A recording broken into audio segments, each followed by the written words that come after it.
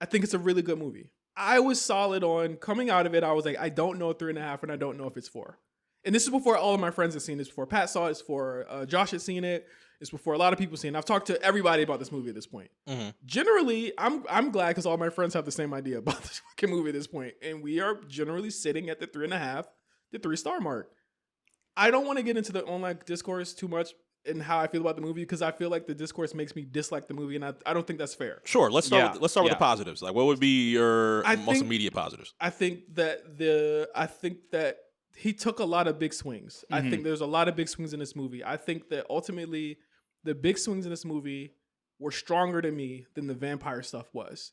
I'm a big horror movie fan. I'm a huge horror movie fan. I thought the horror movie stuff was the worst part of the movie. What horror stuff? The vampire stuff, like the vampire stuff, like it felt like it was more like a thriller than really a horror movie. Because even the gore and stuff like I love that type of shit, but I understand that like Ryan Coogler knows how to make movies for everybody now. Because his first huge movie was Creed. It was a movie for everybody, but it had black struggles in it, and I think that's what people. You got to mix the negative into it because I think a large part of the movie's reception and a large part of the conversation is that people are misunderstanding the actual parts of it and the messages that he's putting in this movie. So it's like I just said, like I thought that a lot of what he did in terms of big swings were the things that he did with like the relationships that black people have with Asian people. Mm-hmm. The idea of the Irish vampires and what they were doing and how their culture came in, and the fact that this movie is literally all marginalized groups with different ways of living, all being outcasted and all looking for community. That's what I took from the movie. And that's one of your positives. I love that story. It's not even so positive. We're not talking positive negative. We're just talking about just in general. Like that's one of my biggest things that I like that Coogler did about the movie. And it's something that a lot of movies try to do and ends up being like kind of an all lives matter type of thing. Like, and that's not what this was at all. That's not what this was. It was, yo, we used to be together. We used to be together as minorities. And when something tried to break into that, this is how we stood together. Yeah. But they were also being attacked by minorities. People think that Irish people are just white people. Irish are among the most persecuted people on the planet. But what I've learned from this is that people think Irish people are just white people. And they are a type of white people. They're a type of white people, but they're not the white people that like. But I mean, we're going against, right? Like it is like I mean, worst history lesson in the world here. But like, Ireland is like when you hear about like Irish bombings in the 90s, and you're like, oh, I don't really know what that was about. Is because like Ireland has been occupied by Britain for fucking ever. Like Irish, like there's like an actual Irish language. They didn't speak English in Ireland for a long time. Like it was Gaelic, right? Yeah. Celtic, Gaelic, like I don't know what all the terms are. Like, you know, my name would be spelled like Padraig in Irish or whatever. And like, you know, it is and has been for a long time essentially like an occupied country by England. Like there are still like, and they talk about he hints at it in the movie, and those parts, and again, it's about the assimilation of cultures. Mm-hmm. It happened to us through slavery. It happened to Irish people through slavery. It happened to Asian people, and not in the same capacity. But we're talking about people who were persecuted, essentially. And I thought that was the beauty of the movie, and that's what I think that was different from the regular vampire story. Yeah. My problem is in the execution of a lot of those things throughout the movie. If you're going to use vampires to do that, you still need to kind of have like the rules of a vampire story, which this had none of. It was kind of like, I mean, there's a part where like Haley Stanfield's character, she's like another big thing. Have you heard of the shit where it was like, oh, her and one of Michael B. Jordan's twins, that they're together. I think his name's it's Stack. Yeah. Her and Stack, he chose her, and they had to live life in the darkness forever because they're interracial. See, Ryan Coogler don't like interracial. And I'm like, that's not the fucking message of the movie at all. First off, that would still be like a pro-interracial message that like their love was forced into the darkness, but also like it's dumb. Like it's just a dumb. Like he just wanted like to do this like vampire couple thing. The wrong people. I'll say this, Pat. The wrong people got a hold of it week 2. That's why I like low-key wish that the Variety article didn't come out. Yeah. Because it allowed the wrong people to go see this movie. To attach to this and get their takes off. people think that like the movie's like don't let white people in, it's always bad. And I was just like, bro, they had a mixed white person in there the whole time. Haley Stanfield's character was a mixed person. Yeah. And she was a part of their community. So that was further proof that he was saying that that's not the whole point of the movie. That was part of the vampire stuff that people just didn't understand because my big issue is that a lot of the ideas in Sinners are so layered and there's so many of them. Like I walked out of the movie saying this was a lot.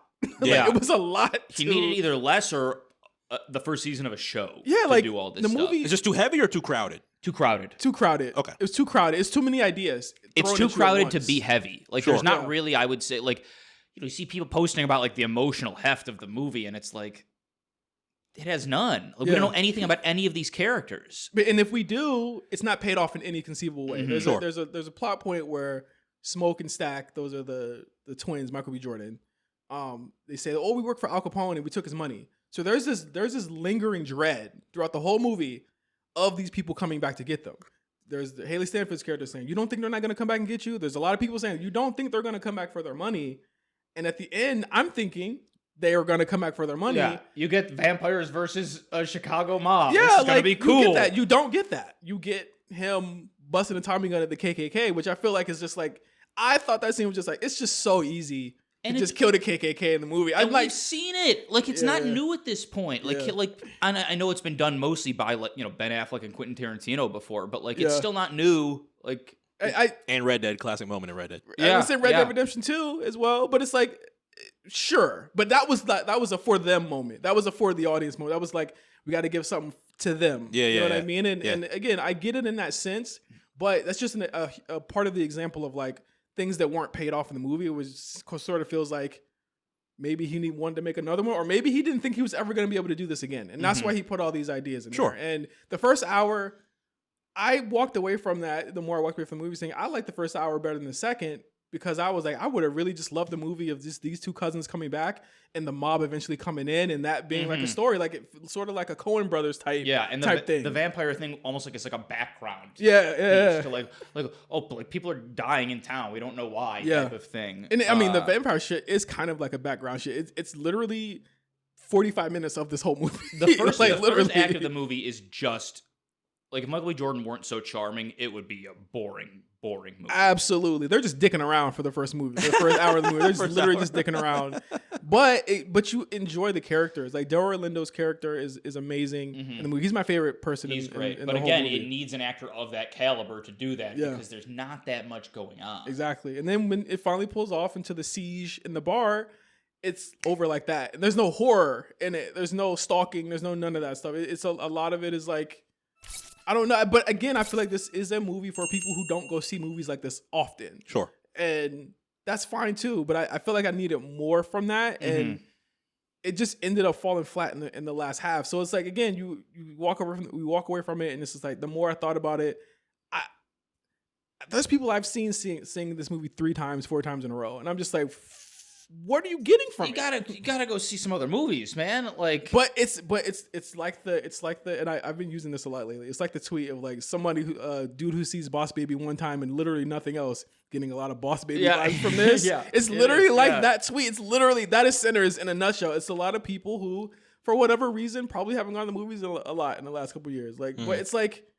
There's also people that we know, Pat, that have seen movies all the time. And they fucking love this movie too. Like I'm gonna say, like, I'll go on a limb and say that I don't get it. It's the same thing. Like, I don't get it. I feel like Michael B. Jordan's serviceable, but I feel like there were so many people in the movie that were better than him. Yeah, and he's doing good, but they're like, it's a fun role. It's an ensemble cast. It's a fun role and ensemble cast. It's not like he's not moving mountains with this performance. And like they're not asking him to. No, and let's be clear. I didn't want him to. I am merely basing my opinion off of what everyone else is saying about this movie and rebutting it. This is the bottom line. Is this is a pretty good movie that when you talk about it, not you, when you and I talk about it, it sounds like we don't like it. Yeah. Because of how much everyone else likes it. Yeah, and because of how like sensitive people are about it. And it's like, I know we might get hate about it. I'm sure. 3.5 is a good score. It's a good score. It's not 5. I don't think it's 5. And I think the more you get away from it, the more questions you ask about the movie, like you'll realize that do I think and he hasn't said anything about this, but it's like, do I think Ryan Coogler thinks this is his best work? I bet you he doesn't. Yeah. I bet you he doesn't. But people treating it like it is, like, I think Creed had a better emotional heft than this movie did. Mm-hmm. And then it paid it off at the end. Like, so did the first, I would say so did the first Black Panther. And then, like, there's that scene that everyone's talking about. The fucking so stupid. The singing scene where I looked at my wife and was like, that was corny.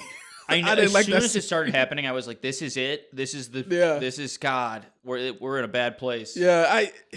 There's a scene where Sammy, extremely talented singer, and it was his first time acting. Oh yeah, it was his first time acting. He was really good in the movie as well.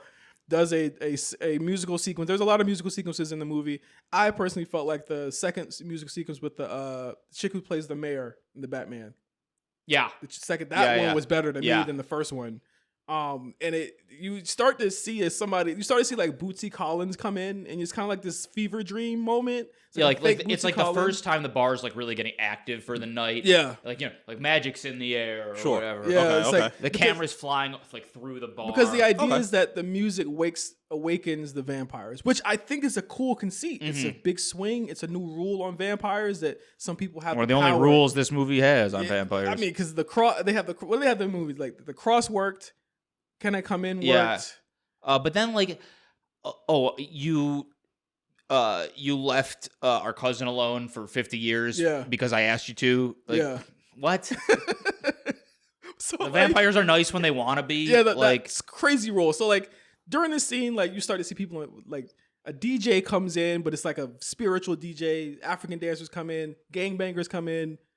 All types of shit come in. I'm just like all sorts of like black cultural icons. Yeah, essentially, they come in and it's like, I get it, but it's the execution because the idea that Sammy has these powers does awaken these vampires, but again, it's kind of dropped cold because it's like he wants his song. Why? Why do you want the song? You know what I mean? But it's like. I don't know. It's not paid off in like a good way, man. I feel like I'm ragging on a movie that I like, and I don't like doing it. I know, but like you gotta like everybody likes it too much. I had a lot of questions, but it's like, but you'll always get people in the comments saying, "Well, it was because of this. It's because of this." Like there was another tweet where someone was like, "There's a part in the movie where everyone's doing the siege, and there's a bunch of humans in there that aren't turned." They've been doing tests to be like, oh, hey, eat the garlic, which is a cool scene that he took from John Carpenter's Thing. Yeah. Like, really cool scene. Don't say that. He came up with that scene. Okay, you're right. So a scene that he came up with, completely original, never been done in any movie before, where they're tasting the garlic, right? And it's like, you only see the 4 principal characters in the movie tasting the garlic to see if they're vampires. Okay. But when everyone comes in, there's like 10 people in the fucking thing that you've never seen before, and they haven't talked to, and they haven't done anything with them, and they all die in seconds. It's like when you're watching Boy Meets World, and there's like other people in the class. And you're like, I don't really know those characters. They're never in the show. It's like Yellow Jackets. It's like in Yellow Jackets. There's a bunch of girls in Yellow Jackets. Or Lost. TV show. Or Lost. Where there's people, there's survivors there, but we don't know who the fuck they are. They don't have names. By like the 4th season of Lost, they're like listing the number of people who have died, and you're like, oh yeah, most of those people weren't real characters. Like, remember Lisa? I was like, no, they never fucking talked. It's like who are these people? Also, I'm sorry. Then when they like finally are like, fuck it, we gotta fight them, and like the vampires bust in, and there's like the big fist fight. These people are way too good at fighting vampires. Oh yeah, like for the first time, they should have been fucking mutilated. They were. I mean, technically they were, but like instantly. Yeah, like. They build it all up. There's gonna be this moment where they're fighting vampires. These motherfuckers job in like 2 minutes. The only people that survive is like Michael B. Jordan's. Both of them. Well, one of them was a vampire at that point. Yeah, one of them was a vampire at that point. But it's like that's part stupid too. What's her name? Mary turns him. She's already in. Yeah. She's been let in. Bites him. Says, "Oh, we're gonna have fun." She could literally murder all those motherfuckers. They don't know she's a vampire yet. She fucking leaves. They let her in. They're like, oh, what's going on here? She says, we're gonna have fun killing all you niggas. Well, she didn't say niggas. But she runs. She did. I mean, but she runs out. She runs out. And I was like, you literally could have massacred all of them. At this point in the movie, they don't know that their vampires are real or alive yet or what they do. They don't know to stab you with a fucking thing. She could have just murdered everybody in there. Same thing with when they're like, oh, I don't think we're going to need the big crate of guns for this. Oh, yeah. Like, you did. You needed it. It would have been very helpful. Why would you think you don't need it? Again, I don't know. It's like it's easy to and again, someone's like, well, it's easy to pick any type of movie apart, but like that. But I'm like, not this easily. Yes, I feel it feels mean. It feels mean at this point. It feels mean, but I don't know. Like it feels like I'm trying to teach a lesson to people who aren't going to see a movie again until 2027. But here's the thing: they're not going to see a movie again until fucking Avengers next year. Yeah. You know what I'm saying? Yeah. And then they're going to say, "We're back. Culture is back, baby." If you don't like it, you're racist. Again, if you don't like it, you're racist. That's exactly it, Mark. If you don't like it, you're racist. Or if you don't like it. I seen him jump Indy Hartwell. I was just like, damn. Can you just not watch a movie and be like, is everything okay? There was a wrestler who put on her Instagram story, I can't get these 2 hours and 17 minutes back with Sinners. Who said this? And I was like, critique. I was like, fair. No, but it's not wild. If you went expecting the best movie ever and you didn't think and in what moment? That's fair. Yeah, if you're reading that online, the idea that she had to read the room is crazy because people can have. She didn't say this fucking black movie fucking sucked. She didn't say any of that shit. She was a former wrestler that got released. Okay. Indy Hartwell. She just got released. She got released like 2.5 months ago. Okay. Right? Yeah. So I was like, there was somebody who came in and was like, I hit up Indy on the side and we DM'd together and I told her like, it's okay to not like the movie, but you can't say it publicly because of what this means to black people. And you need to go watch the movie again so you can understand why and I was just like, no, because you know what? We're not a monolith. Yeah. Not everyone has the same. I didn't have the same reaction. Opinions to this don't have movie. to be homogenous. Yeah, I didn't have the same reaction to this movie that this woman did, and I certainly don't care if no one likes this movie. Yeah, I don't give a shit because if I like a movie and no one likes, I like Batman v Superman. Nobody fucking likes that movie. Yeah, exactly. I don't give a shit. It's actually more. It's actually more fun when people hate the movie you like. Sometimes, absolutely, because I get to be an advocate for a losing cause. It's great. Yeah, I love it. It's fine. Being on the side of this shit, no thank you. No thanks. I won't do it. I don't have the same opinion or the same idea of this. So she's apparently went in this famous person's DMs and said, "You don't understand. This is about the struggles that we deal with today." And I was like, "Vampires?" It's not a socio-political movie. It's not. Like it is one in that like any work of art you can read as a text in the way that you want to interpret it. And it is one in the sense that it is people of color, not just black people, because they're not just black people in this movie. It is in the sense that people of color are primarily staffing this movie, or primarily casted in this movie, and the story is primarily these things, but it does not, at least explicitly, deal with those issues exclusively. Yeah. Because of the vampires part. Yeah. Like, if it had no vampires... it would not be about any of these things exclusively. Yeah. Because the vampires ruin that whole thing. Yes, the KKK is in it. Yes, all those things are in it. But there's also more than just black people in this movie. You brought this up when we were texting a couple weeks ago, probably at this point. But like another thing that is either completely original or taken from the setup of the thing is when the Native Americans show up at the my God. The house. And they're like, hey, we think there's a vampire in there. What's going on? And they're like, we're racist. Go away. They're like, okay. And then they do. And it's kind of like the same setup as the dog and, and the thing. The Swedish guys and the thing. This movie is very similar to the thing. Yeah. Very similar. That isn't bad. The thing was made 50 years ago. It is a 5-star movie. Other movies are allowed to be similar to it. Yeah. But like... Is it bad to be influenced today? Is it bad to be influenced? To even say that and be like, well, why can't he have an original thought? No, I don't think that's not what we're saying, though. Yeah, I think it's I'm just saying in general, not necessarily of this movie. I think if there was an interview and somebody were to ask Ryan Coogler that and we're like, I love that movie so much. I think he would love that. Yeah. I think he was not asked that. You know why, Mark?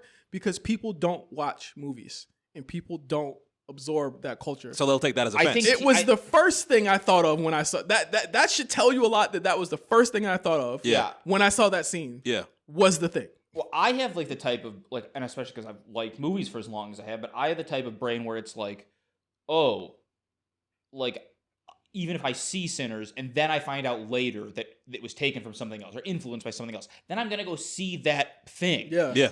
I'm not like, I don't feel like somebody tricked me or like I got. I don't think people are going to go do that. Yeah, I don't either. And I think that it's kind of like oh no, it wasn't influenced by that, because if it was, then like my opinion doesn't hold the same value. Exactly. I didn't know that 10 seconds ago. And to your point, Mark, more than 90% of horror movies are influenced because they're all run through the same. Other than Sinners, honestly, they all run through the same formula. You know what I mean? So that's why I don't like to put that label on it. Like Sinners is more of a drama and a thriller to me than it really is a horror movie. Like that is the core of the movie, is the emotional plot between these characters, even if it's not, a lot of it is wrapped up, well, in its own little way. One of it's wrapped up in a post-credit scene, but like it's not, a lot of it is emotional. So like for it to be influenced by The Thing is normal in a horror movie, because all horror movies are influenced by those things. There's a movie called Cabin Fever, very influenced by The Thing. There's a movie called, every slasher movie you ever see is influenced by Friday the 13th and Halloween. Even Chucky, Friday the 13th, Halloween, Rear Window, Black Christmas. They're all influenced by that one thing. You know what I mean? And I think that those were the nods. And if you want to even talk about Jordan Peele, Get Out, the paranoia that's associated with that. He has so many different influences for Get Out, so many different influences for us. Even Nope, the Invasions of the Third Kind, the Blob. I saw influences from that. Like there's so many things that you could take from that. So it's like that's not a bad thing. I just think that, and this is kind of my last thought on Sinners, so we can move on. It is a good movie that I think gets bogged down by the amount of ideas, and I think that because Coogler didn't like wrap these ideas up in a bow and close the book, he unknowingly allows opinion to flow. He opened Pandora's, not even just that, because opinion is fine. He opened Pandora's box unknowingly. I'm not saying he wanted to do this. I'm pretty sure he looks at half of the shit like Jordan Peele does and say, "What the fuck are y'all talking about?" Like, that's not what I wanted at all. Yeah. He opened Pandora's box to idiots. I'll say that. Sure. Stupid people. Two people who get money from Elon Musk every month on Twitter. It's a normie movie. That's what essentially it's for them. And that isn't bad. Like there are plenty of like really good normie movies. Well, I gotta say, start to be discussed in this way. What I gotta say is that Sinners is becoming white people's.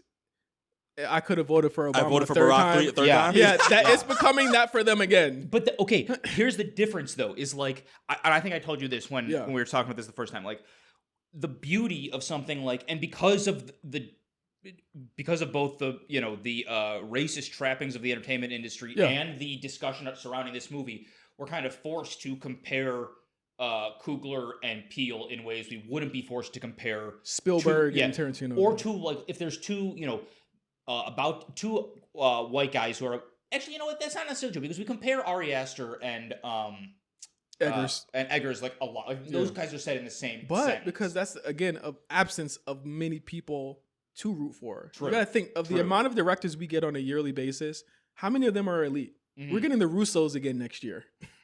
And we'll get to that in the summer thing. Yeah. That's undercutting giving the new guy X-Men. Yeah. It doesn't matter. He doesn't need to get that. Yeah, it doesn't matter because the Russos are still there. Yeah, exactly. So yeah, like this,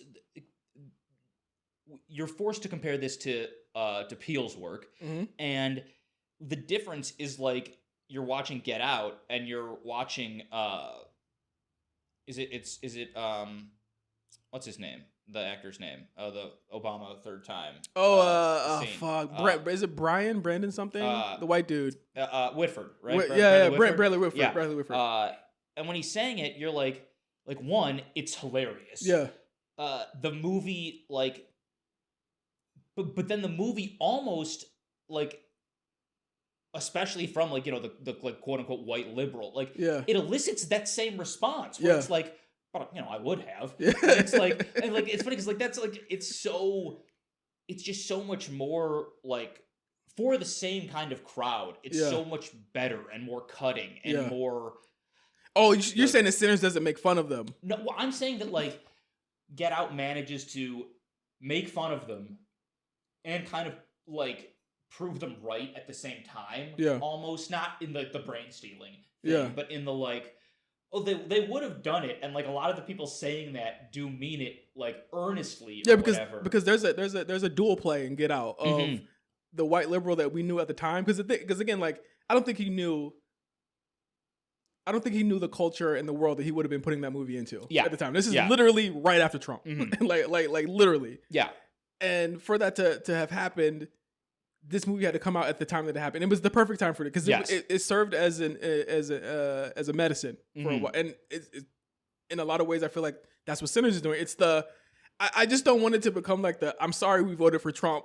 Here's a movie that you guys will all like. And we'll all like too. Because that's what it's feeling like to me. Because that's what Get Out was. Because it was a lot of people who secretly voted for that motherfucker who were like sitting right next to us. Yeah, saying they love the movie. Even though they secretly, and I feel like that's the same thing happening. He was like, sorry we did that, but like y'all got this now, right? Y'all good? And I'm just like, no, like we should really aspire for more and better messaging than what this movie has to offer, because it's not really attempting to be that in the same way that I feel like Get Out wasn't. It just so happened to be about something that Jordan Peele came from out of his mind. And I feel like, again, it's why Jordan Peele is my favorite director. It's because he cuts through a lot of that bullshit, but he pays off those things in movie and outside of the movie. Like a lot of stuff in Get Out, why I think it's so perfect, and we had this conversation too. It's like I go between Nope and Get Out being his best movie every single month. Not a diss to Us, but same. Yeah, not just to Us. Us is cool. It's a cool third. Like it's a good movie too. But I go back and forth with it. Where Nope, it does talk about the same types of mishandling and people taking from people and not understanding and not grasping what it really is. And it's kind of the same way that Sinners does, but doesn't really stick the landing of doing. I mean, I would say in the first 10 minutes of the movie, the stuff that Nope does with black cowboy culture. Yes. And like how that has translated into, cowboy culture really comes from Hollywood more than it comes from being a cowboy. Yeah. And a lot of that comes from black cowboys and like how the Compton cowboy thing tied into the movie. Right. And that small aspect of that movie does so much more for that conversation at large than this entire movie, Sinners. Sinners, yeah, for sure. But they're trying to grab something out of that where it's not there. Yeah. And I think, again, Jordan solves the issue on screen, and off screen makes you ask those questions. Yeah. Whereas, because Nope is also a movie that arguably has quote unquote too much going on. It does. Yeah. It has a lot of ideas. Yeah. But they kind of make you ask questions that are interesting instead of being questions that are like, didn't he have that gun 5 seconds ago? Yeah. or they got to live their life in the darkness because he likes snow bunnies. What? That's not what he's saying. She's also mixed in the movie. Yeah. Like, what are you talking about? And I'm sorry, the post-credit stuff was out of a different movie. Like, 100%. He's still got the Marvel brain going on. Like, and that, like, man, I could keep doing this. We go all day, but I like the movie.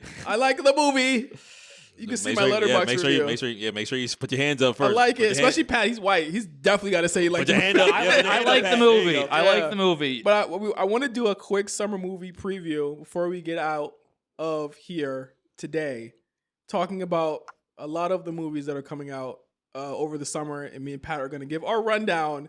And I want to do kind of like a tomato prediction. Okay. Tomato prediction. I feel let's spice it up. Let's see all these movies land on the tomato. On tomato. Because I would have never thought Sinners got like a 95, 96. Would have never thought that in a million years. The movie was a little better than the trailer made it seem it would be. And we did not think the trailer was very good. We saw the trailer and was like, this is going to probably be either awful or really good. It was no in between. We didn't know. Medium. It ended up being medium. Yeah, it ended up being just that.